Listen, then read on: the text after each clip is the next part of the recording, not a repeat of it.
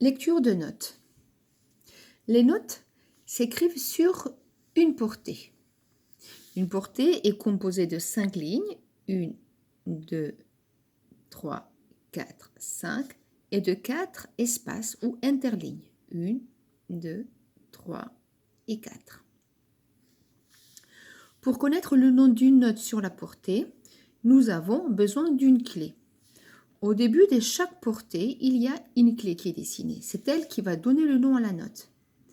À une note, et les autres notes prendront le nom en fonction de celle-ci. Je vous explique. Quand on dessine une clé de sol, on fait d'abord un petit point sur la deuxième ligne. Après, deuxième étape, hop, on fait un petit escargot, une boucle. Et puis, une fois qu'on a fait notre petit escargot, on fait cette boucle et hop, on finit en manche de parapluie. Vous avez remarqué, la clé de sol, elle commence par la deuxième ligne. En faisant ce petit point, vous voyez, on le retrouve ici. C'est la place du sol. Cette clé, elle nous dit que la note placée à la deuxième ligne s'appelle sol.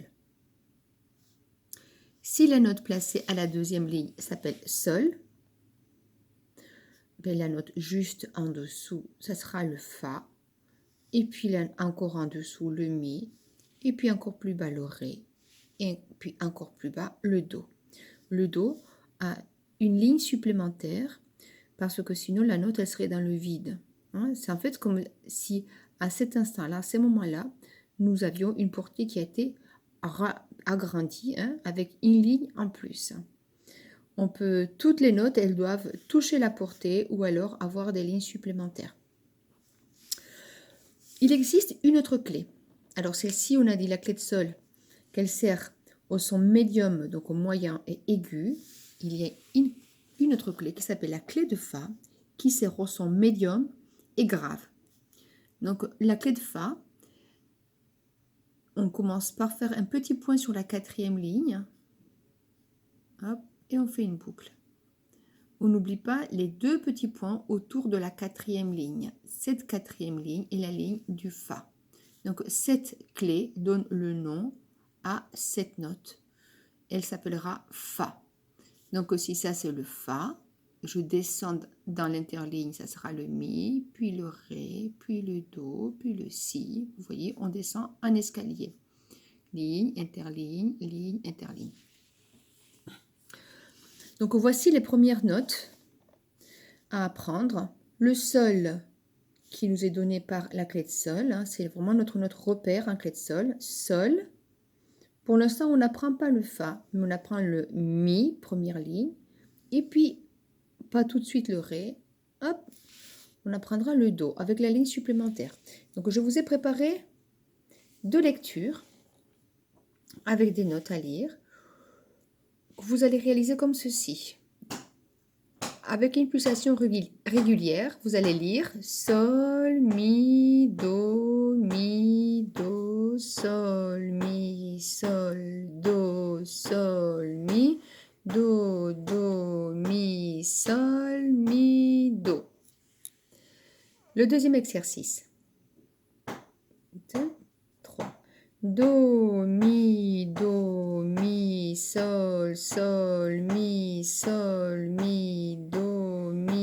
do, sol, mi, do.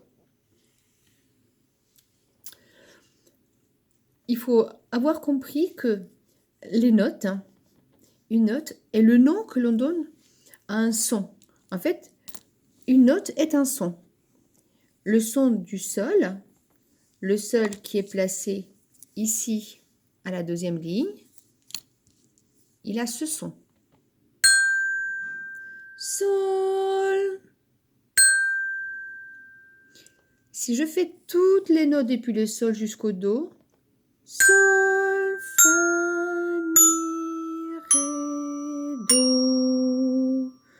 Nous, on se concentre pour l'instant sur sol, mi, do. Les notes qui se trouvent vers le haut de la portée sont plus aiguës et plus on descend, plus on va vers le grave. Et quand je monte, je vais vers les sons plus aigus et quand je descends, je vais vers les sons plus graves.